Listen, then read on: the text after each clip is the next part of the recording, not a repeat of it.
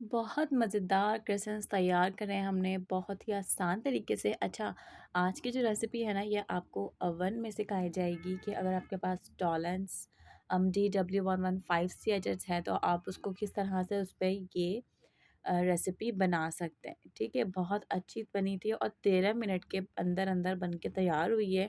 ठीक है, ज़्यादा टाइम भी नहीं लगा और बहुत ही इजी रेसिपी के साथ आप देख सकते हैं कितनी अच्छी लेयर्स हैं इसके और कितना सॉफ्ट अंदर से बिल्कुल परफेक्ट कुक है।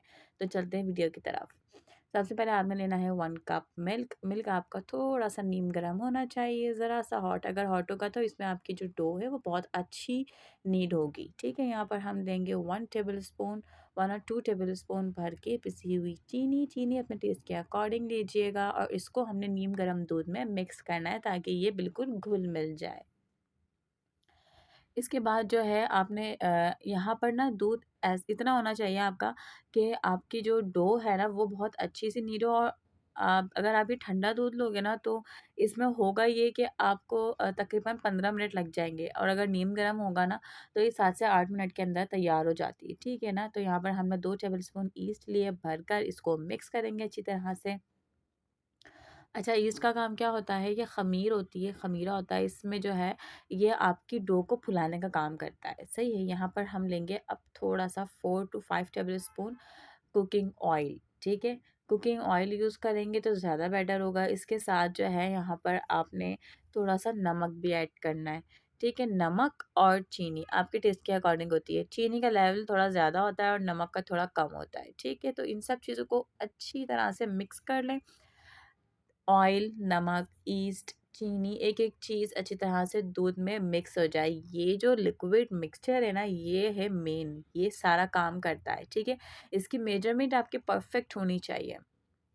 इसको मिक्स करने के बाद अब जो हमारी बारी आएगी वो मैदा डालने की आएगी। मैंने 2 कप भर के मैदा लिया है, ठीक है? यहाँ पे मैं थोड़ा-सा रोक भी लूँगी क्योंकि जब हम इसकी रोटियाँ बनाएँगे ना तो वो उसके ऊपर छिड़कने पे काम आएगा, ठीक है?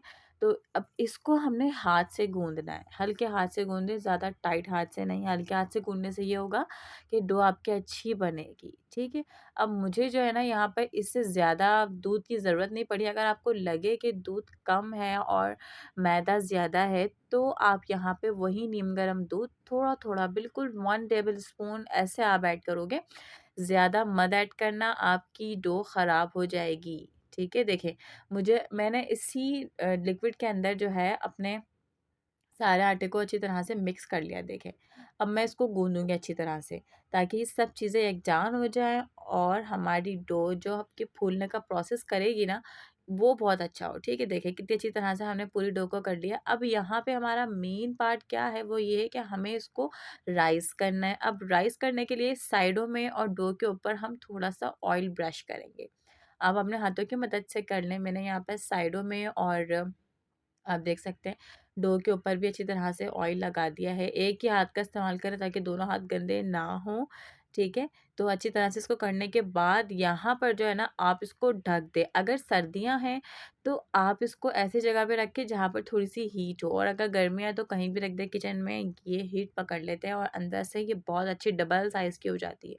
अभी आप देखना, मैं इसको कवर करके रखूँगी और मुझे तकरीबन 30 टू 35 मिनट लगे थे इसको डबल साइज़ का होने में, ठीक है? तो ये देखें, अब हमने इसको हटाया, आप देखें कितनी अच्छी तरह से फूल गई ये। अंदर ना ऐसा लगता है इसकी एयर भर गई है। अब साइड जब इसकी निशानी होती है, जब ये फूल जाती है तो ये साइडें छोड़ने लगती है, देखें। तो यहाँ पर हमारी डो रेडी है। अब हम इस डो को बाहर निकाल लेंगे। ये बिल्कुल रेडी है कि हम इसकी रोटियाँ बनाएँ और इसकी लेयर्स बनाकर अपनी हलाली रोटी बनाना शुरू करें। ठीक है? तो यहाँ पर हमने थोड़ा-सा स्प्रेड कर दिया है मैदा। अब इसको करना ये है कि आपने थोड़ी-सी जो है ना इसको लंबाई में लेके जाना है ताकि हम इसके बराबर के पार्ट्स निकाल लें। अब बराबर के पार्ट्स मीन्स लोइयाँ होती हैं ना, जैसे हम आटे की लोइयाँ बनाते हैं बराबर-बराबर से, आपने इसका एज़ इट इज़ सेम वही करना है। अच्छा, मुझे ऐसा लगा था कि मेरी जो है कम निकली हैं, तो आपको करना ये चाहिए कि आप जब 2 कप मेज़रमेंट से बनाओ ना आप, तो आप तकरीबन इसमें से 8 या 10 लोइयाँ ज़रूर निकालना, इसके पार्ट्स ज़रूर निकालना। अच्छा, पूरी रेसिपी के बाद जो है मुझे ये रियलाइज़ हुआ, मुझे मेरी मिस्टेक ये पता चली है कि इसमें जो है आपको थोड़ी ज़्यादा लोइयाँ निकालनी थी। ये जो मैंने छोटे-छोटे रखे हैं ना, आप थोड़ा-सा पतला रखना है इसको। ठीक है? क्योंकि जो क्रेसेंट्स होते हैं ना, इसके अंदर लेयर होती है, और लेयर तब आती है जब आपकी जो लेयर्स वो पतली हो। अब मैंने यहाँ पे 7 लेयर्स बनाई हैं, आप चाहो तो उसको 10 भी कर सकते हो। अच्छा, अब आपको लग रहा होगा कि यार ये कितना लेंथी प्रोसेस है, लेकिन जब आप करोगे तो आपको बहुत ईज़ी लगेगा। देखिए, मैंने एक लोई बना ली, इसी तरह से आप लोगों ने सारी बनानी है। सारी बनाकर एक साथ जमा कर लें। ठीक है? देखिए, मेरी तकरीबन 7 बनी हैं। उसूलन इसमें से 10 बननी चाहिए थी, लेकिन 7 बनी है। आप 10 ही बनाना, मैं आपको अभी से बता रही हूँ। ठीक है? तो अब आपने करना ये है कि सब लोइयों को आपने इस तरह से रोटियाँ बेल लेनी है। टेढ़ी-मेढ़ी जैसे भी बेलें, कोई टेंशन वाली बात नहीं है, क्योंकि जब हम इसको कट करेंगे तो सब एक बराबर हो जाएगा। ठीक है? तो इसको पतली-पतली सी आपने बेल लेनी है। अच्छा, अब करना ये है कि आप अगर ये सोचते हो कि यार हमने आटा गूँध के रख दिया, अब थोड़ी देर बाद करेंगे, तो ऐसा ना करना मेरे बच्चों, सब खराब हो जाएगा। ठीक है? आपने हाथ के हाथ वाला प्रोसेस करना है। बेकिंग में हो ना, यही होता है कि आप जो है ना, अगर कोई चीज़ कर रहे हो तो उसको हैंड टू हैंड अंजाम तक पहुँचाओ, वरना तो ये चीज़ें ख़राब होने लगती हैं। ठीक है? अब देखिए, मैंने ये सब रोटियाँ इस तरह से बना ली हैं, एक आखिर की मैं आपको बना के दिखा रही हूँ। अब करना ये है कि यहाँ पर हमें जो है ना, एक लई तैयार करनी है। आपने देखा होगा जब हम समोसे बनाते हैं तो उसके ऊपर एक लई लगाते हैं चिपकाने के लिए, तो हमें यहाँ चिपकाना नहीं है, हमें यहाँ लेयर्स की जो है, लेयर्स के अंदर लगाना है। यहाँ पे मैंने 2 टेबल स्पून भर के मैदा लिया है, और इसके अंदर 4 टेबल स्पून भर के मैंने कुकिंग ऑयल डाला है। अब मैं इसको अच्छी तरह से मिक्स करूँगी, एक लई बन जाएगी। पतला नहीं रखना, बहुत गाढ़ा भी नहीं रखना, इतना रखना है कि ये ब्रश हो सके सब जगह। ठीक है? ये देखें, ये लई तैयार हो गई है यहाँ पे। तो अब हम जो है इसकी मेजरिंग स्टार्ट करेंगे, इसकी लेयरिंग स्टार्ट करेंगे। तो अब लेयरिंग किस तरह से करनी है, आप सबसे पहले एक रोटी रखेंगे। ठीक है? एक रोटी रख दी। अब इसके ऊपर जो हमने लई तैयार करी ना, वो थोड़ी-थोड़ी सी डालेंगे। देखो, 1 टेबल स्पून इज़ इनफ। अब आपको, आप इसी स्पून से उसको अच्छी तरह से स्प्रेड कर दो। अगर अगर आपके पास ब्रश है तो आप उससे भी कर सकते हो। ठीक है? चीज़ें, मेरे पास हर चीज़ अवेलेबल है, लेकिन ऑन द स्पॉट होता है कि कुछ चीज़ें मिलती हैं, कुछ चीज़ें नहीं मिलती हैं। ठीक है? तो आपने ब्रश से करना है, और इसके बाद दूसरी लेयर आ गई। अब सेम टू सेम यही प्रोसेस करना है। करते जाना है, करते, जब तक कि आपकी लेयर्स ख़त्म नहीं होती, आपकी लोइयाँ ख़त्म नहीं होती। ठीक है ना? हर रोटी के ऊपर आपने इसी तरह से लई लगानी है। अब ऐसे ही यहाँ पर हम एक और रोटी रख देंगे इसके ऊपर। ठीक है? इसी तरह से जो है इसके ऊपर भी लगाना है। अच्छा, ये देखिए, मैंने कहा था ना कि कैसी भी हो सकती है, ज़रूरी नहीं है कि बिल्कुल राउंड ही हो रोटी। तो ये आप कैसा भी शेप रख सकते हो, क्योंकि जब हम इसको लास्ट में बेलेंगे तो सब एक बराबर हो जाती हैं। ठीक है? तो यहाँ पर हमने दोबारा से लई लगा दी, इसके ऊपर इसको स्प्रेड कर रहे हैं, और फिर इसके ऊपर एक और रोटी आ जाएगी। मतलब तकरीबन जितनी भी रोटियाँ हैं ना, आपने as it is same to same ऐसे ही रखनी है।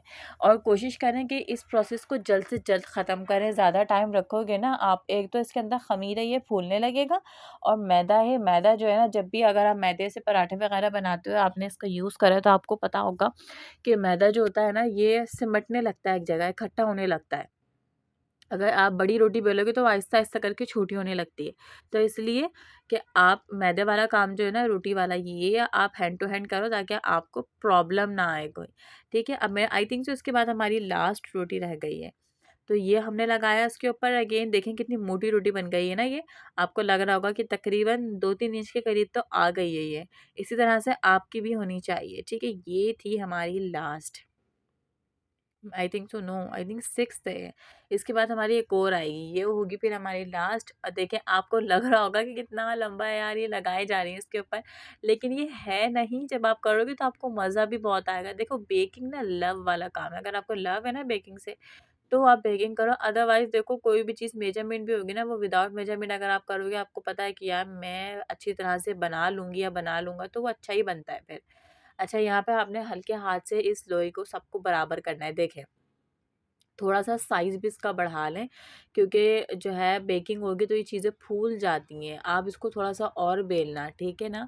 और आपका जो आटा है उसमें से मैंने 7 निकाली हैं, आपको एटलीस्ट 10 लोइयाँ निकालनी हैं। अब एक शार्प सी नाइफ़ लें और उसको बराबर से इसके पार्ट्स करने हैं। देखिए, मैंने बीच से एक कट लगाया है।